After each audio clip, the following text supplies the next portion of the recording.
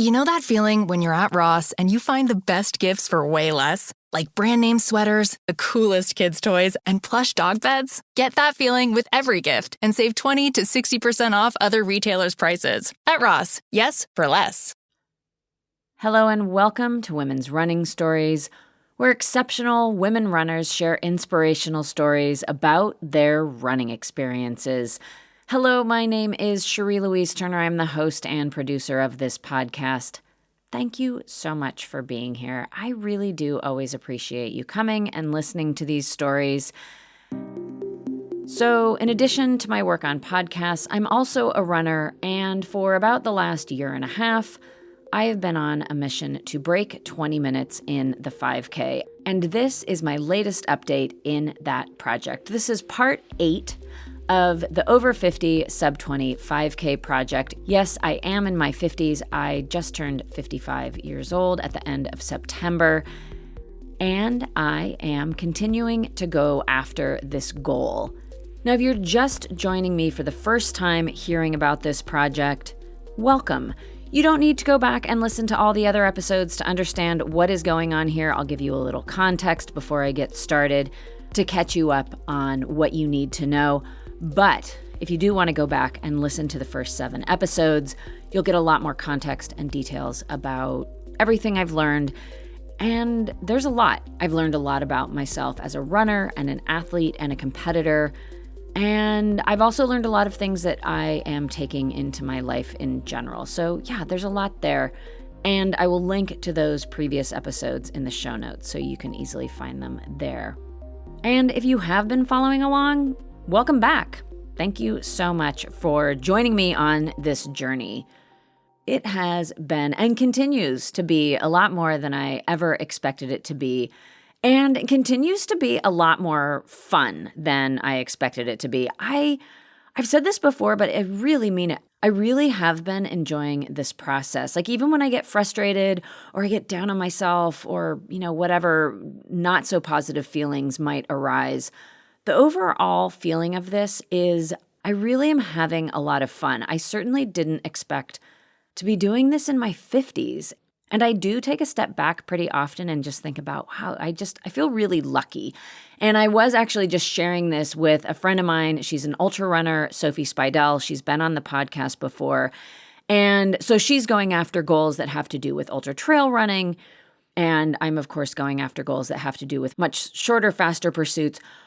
But we were chatting the other day, and we were both just marveling at the fact that in our later years, she's 61, like I said, I'm 55, and we were just laughing and marveling over the fact that we still get to do this way past the point where we thought we would be doing things like this. And it's all the good feelings. Like I feel lucky. I feel really surprised that my 50s and I hope 60s and 70s and however long I continue to pursue being a competitive athlete, which I really do hope is just for the rest of my life, quite frankly. But anyway, I just didn't expect to be here in my 50s. She didn't expect to be in her position in her 60s.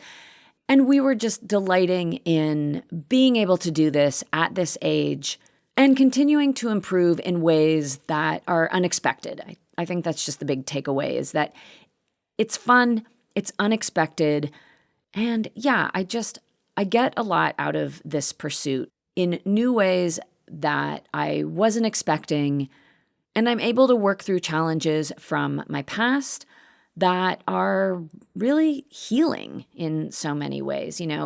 Issues around how I nourish myself, issues around how I think about myself, issues around my anxiety, and I find that competition and pushing myself is a really great way to bring up these issues and work through them. So where I still may have situations where I get frustrated or maybe my thinking is more negative than I would like it to be, it's an opportunity to work through that. And I'm going to get to that a little bit in this episode because it does come up, especially the negative thinking and the getting down on myself part. But anyways, back to this project, just to give you a context, if again, you are new here, this project started in right around June of 2023, I stopped doing longer races like marathons and ultras, and I switched to pursuing shorter, faster races with the overarching goal being breaking 20 minutes in the 5K, which is something I have never done in my life. I was not a runner in my younger years, and I've never really focused on the 5K for too long.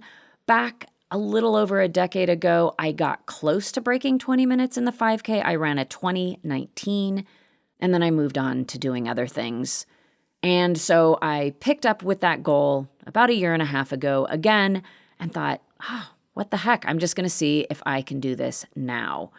And the closest I have come so far, my current PR is 21:01, or if we're going by what my watch said, it is 20 minutes and 58 seconds. Whatever the case, I have about a minute to drop off of my time in order to reach this goal. And I set that PR in June of this year, so just a few months ago. So that's sort of the foundation of this project. My last update was at the beginning of October, and I was just coming off of a transatlantic move. I had been living in Ireland. I moved back to the Boston area. I had been coming off of doing some slightly longer races, a 4-miler, a 5-miler, a 10K. I came back to the United States. I became totally exhausted because moving internationally took a lot out of me. I was recovering from that move. I ran a 10K here in the Boston area and had a lot of fun.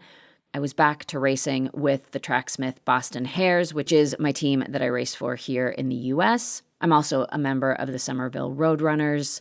And so, yeah, that was how I wrapped things up in my last episode. And so this update spans the time from early October until now, coming into the end of December. And that is what this update is going to cover. And there have been some exciting changes that have gone on. So I'm really excited you're here. All right, let's get to it.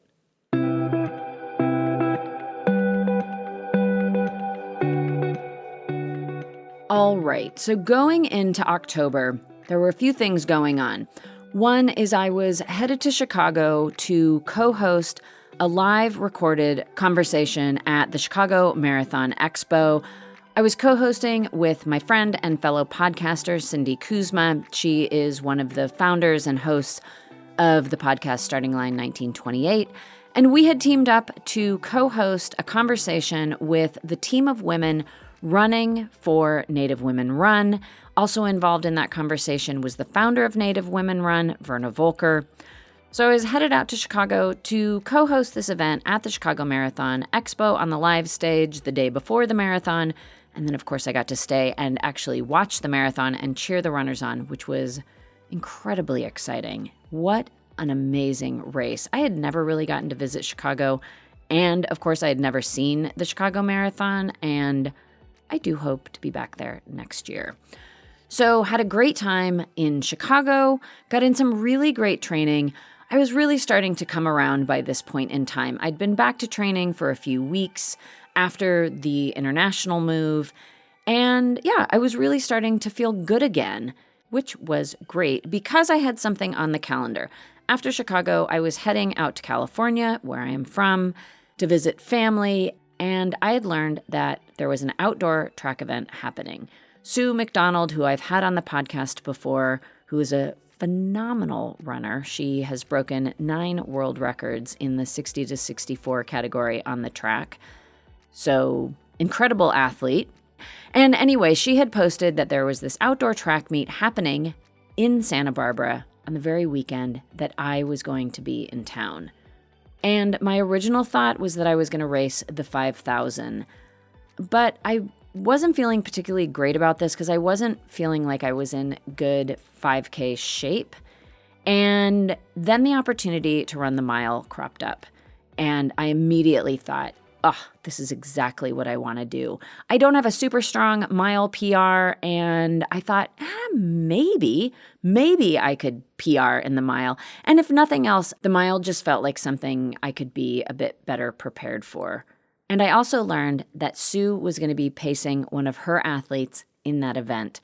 And even though I knew that their pace was going to be faster than I would likely be able to keep up with, I knew she would be a steady presence to keep my eyes on during the race. So I was very inspired to enter that race and also get to race in the same event as someone who has achieved as much as Sue and who is so good at this. That was very inspiring to me. So I was really excited to do this 1 mile race.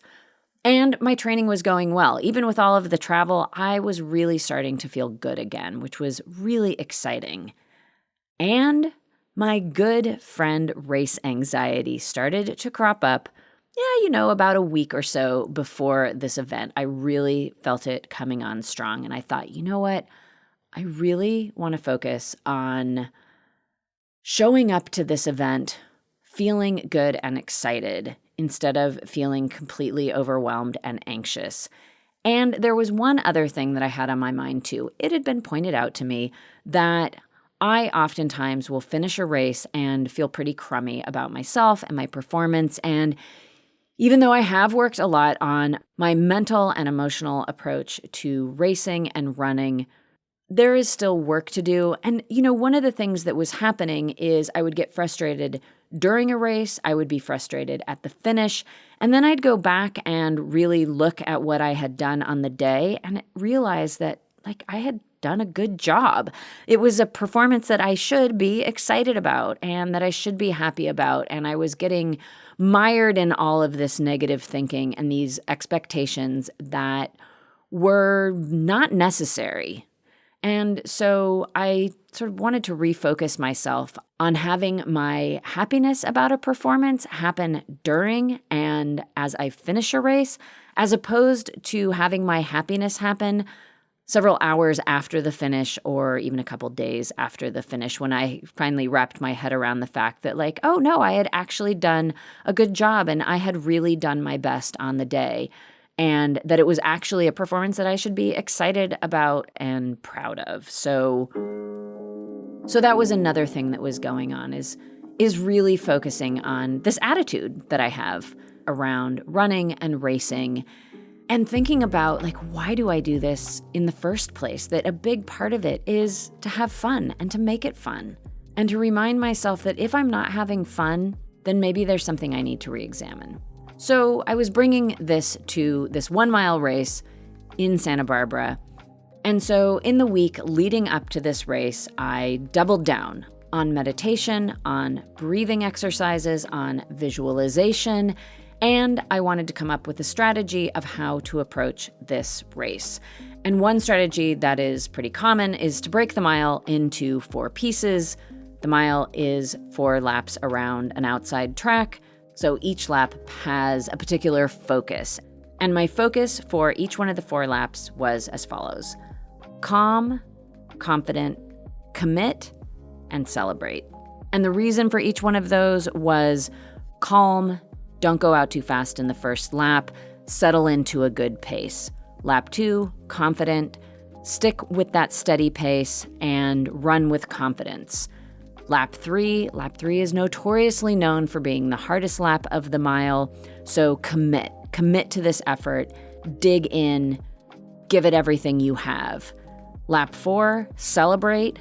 You've only got 1 lap to go. Give it everything you've got and celebrate the fact that you are about to get to the finish line. And so with all of that preparation, I showed up at the track meet. It was a beautiful day. I got to hang out with Sue McDonald and her athlete, and I also met a new friend, Jingwan Lu Tervalan. She has the great newsletter Wings and Spikes, and we got to meet there, which was a total surprise. We did not know each other, but we had so many things in common, not the least of which is that she had just been a guest host on Starting Line 1928, which, as a reminder, is the podcast that Cindy Kuzma is a host for and helped found. And I had just been hanging out with Cindy in Chicago. So anyway, it was this great confluence of crossover, and it was really great to meet her. And so it was just a wonderful atmosphere. And I got to race on a track in my hometown. I have never once raced on a track in Santa Barbara, so it was quite a treat. Back when I was a competitive athlete in Santa Barbara, I was a bike racer. So running racing was something I never did during my time of growing up there and, into early adulthood. So it was all very exciting. It was a beautiful day. I was feeling great. I had a fantastic warm-up. I've gotten very good at warming up well, which is a really important part of racing well, of course. And I, in the past, have not been the greatest at warming up. I never really liked doing it. And now I've gotten much better, and I actually enjoy it. And I really look forward to the fact that if I warm up well, it is the first step in having a really good race. So I had done a great warm-up, and I was ready to go, and I wasn't sure what was going to happen. And for a little context here, my PR going into this race was 6 minutes and 22 seconds. I had set that mark back in February of 2024. It was during a regular old training session with my club in Ireland, St. Finbarr's, and I was doing a mile TT. My husband had offered to pace me, which I took him up on that, and I don't even remember what my previous mile PR was, but it wasn't super fast, and we both agreed that I could probably set a PR on this rainy night. So anyway, he paced me. Another friend kind of caught wind of what we were doing and helped pace me too, and I ran the 6:22. I was absolutely delighted. And so going into this race in Santa Barbara, I wanted to try and break 6:22. And I had also made a pact with myself that if I didn't break 6:22, I was going to be totally fine with it because I was arriving at the line with a really healthy mindset, and I just felt good going in. I was really, absolutely just excited to be there racing. So I lined up and I set to doing my laps at the prescribed pace, and after lap 1, I was feeling good. After lap 2, I was like, oh my goodness, I'm actually feeling really good. Lap 3, I dug in and I felt great. And I came across the finish line, celebrating all the way through lap 4, and I ran 6:16.99. So in essence, I ran a 6:17. So I knocked 5 seconds off my PR, and I really felt great. I had really even splits. I had a wonderful time, and I was thrilled. I was also really thrilled because it'd been a little bit of a bumpy return to getting back to some speed after this move. And yeah, I felt like I was getting back in the groove. So big success there. And moving forward after that, I didn't really have anything on the calendar, and I had considered doing some cross-country races, but it didn't come to pass this year. I missed cross-country season due to scheduling and, just life, which is a bummer. But what I've really been excited about, and I'm still very excited about, is getting back to indoor track. And so after this outdoor track meet in Santa Barbara, I came back to Boston and just kind of kept at running. I set myself some little intermediate goals. One of the things I find to keep my brain engaged and to keep sort of those happy feelings coming is that I'm finding little sort of mini goals to go after that just give me a little bit of a boost. And one that I found is that my local park run, and if you don't know what park run is, they are free, weekly, timed 5Ks. They happen all over the world. We have 3 of them here in the Boston area. They happen every Saturday morning, and the closest park run to me now in the Boston area is at Dennehy Park. I also absolutely love the park run at Jamaica Pond. I've yet to get to Cutler Park, but I will get there soon. So anyway, I have been going to Dennehy Park run, and even though every single park run is 5K, of course, the courses vary depending on where you are. And the one at Dennehy is a 3-lap course. It's got a lot of turns, so it's not particularly fast, and I hadn't run it very much before I moved back to the area, and I'd never run it particularly fast. So after doing this race in California and without any other races on the calendar, I went after improving my fastest time on this course a couple of times, and I did it, and it was really nice. It was a fun way to practice pacing the 5K and not looking at my watch and being able to pace by feel. These are some of the things that I've been working on over the past year and a half, is getting my pacing better. being able to pace evenly and then also have enough at the end to speed up and give a bit of a sprint. And the nice thing about this Dennehy Park course is that there's a little hill right toward the finish. And so to speed up, you really have to give quite an effort. And so it's kind of a fun challenge at the end of this 5K to see if I have enough to be able to sprint up this hill and to the finish line. So I did that for a couple weeks, and that was really fun. And just to give you a sense of where we are in the timeline here, this is going into the end of the first week in November. And I'd been happily training along for a couple of months at this point, a couple of months after having a break from this transatlantic move that I had done. And so after the second time that I'd set this PR on the Dennehy Park course, the next day, which was a Sunday, I had a long run and I went out and did it. And I'd been feeling pretty chipper in my long runs. And this one really took it out of me. And I got home and I was really, really tired. And in hindsight, what I should have done is told my coach, I am really tired.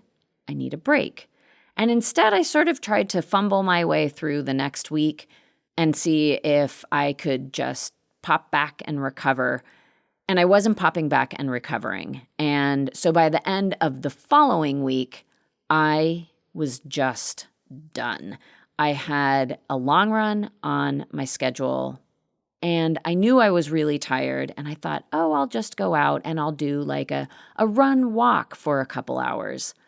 I got about 1.5 miles down the road, and all I wanted to do was take a nap. I was tired through and through. I turned around and I went home.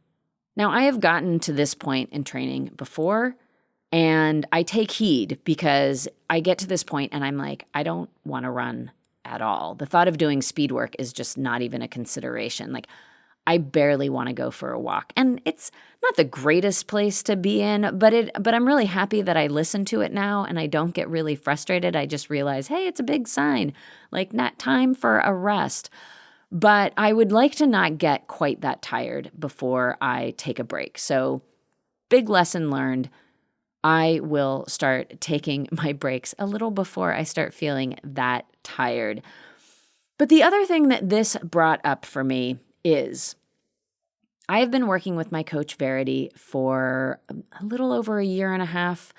And one of the main reasons why I hired her is because I knew she was really good at details, and I knew she was really good at picking apart training and racing and just being really, really thoughtful and mindful. She has a ton of experience as a coach and as a runner herself, and she approaches things very differently than me. I don't tend to be as detail-oriented as she is, or as forensic, as she calls it. That's something that sticks with me a lot. She has described her process as forensic. And I appreciated many things about the coaching relationship that we have, but that was one of the big ones that I was really interested in.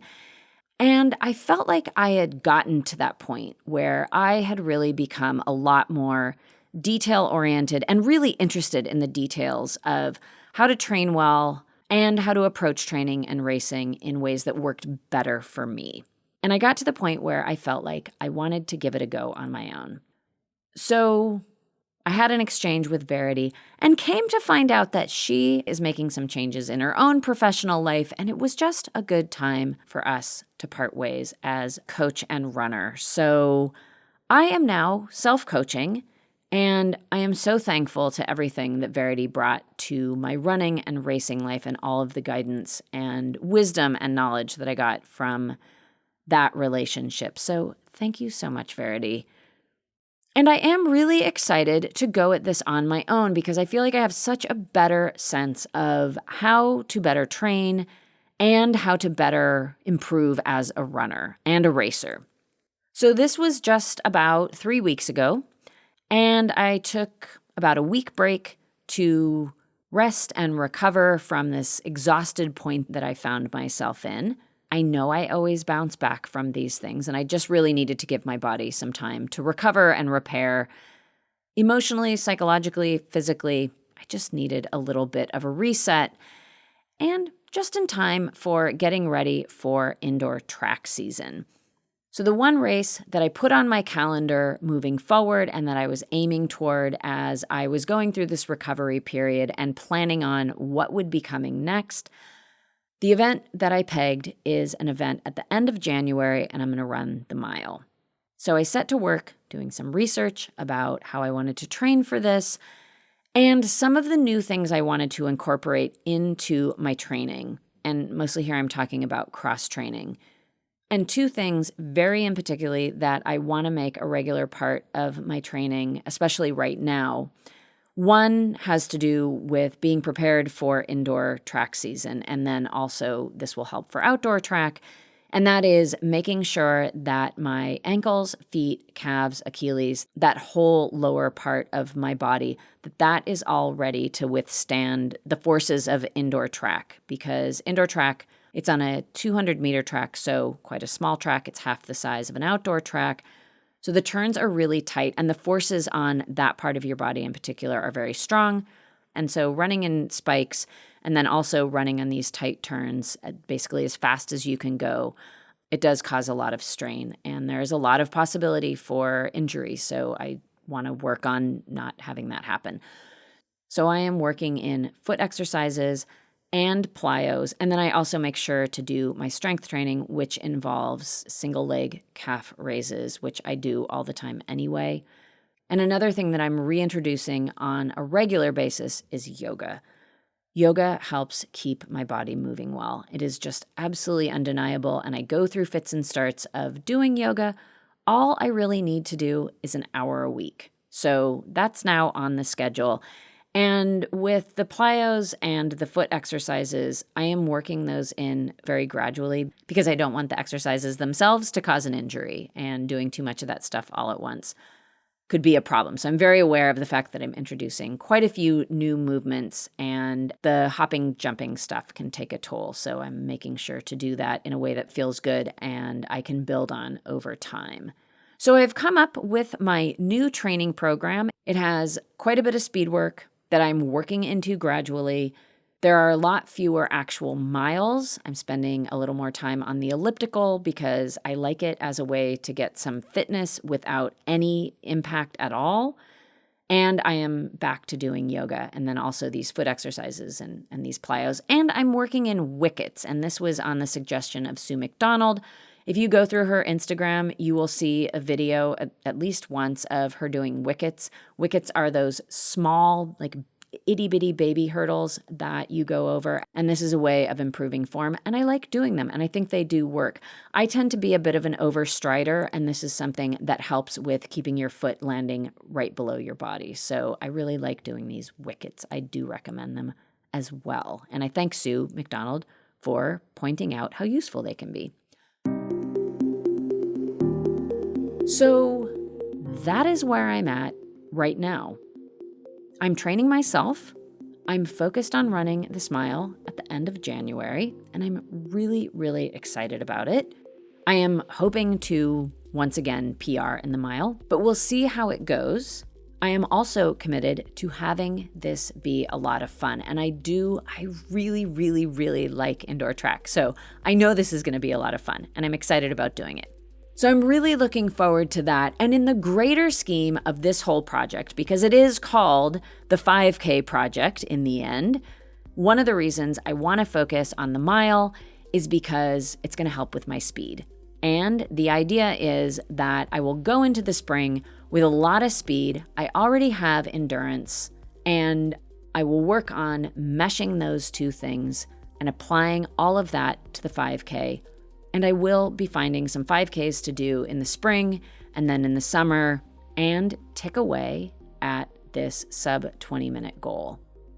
Thank you so much for being here and for listening. I really appreciate it.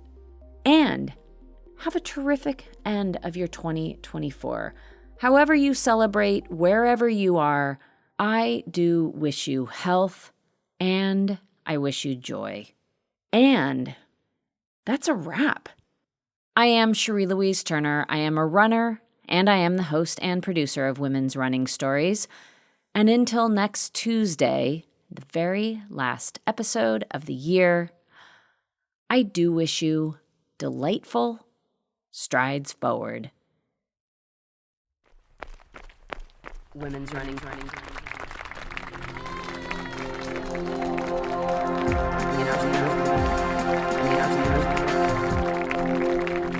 Women's running stories.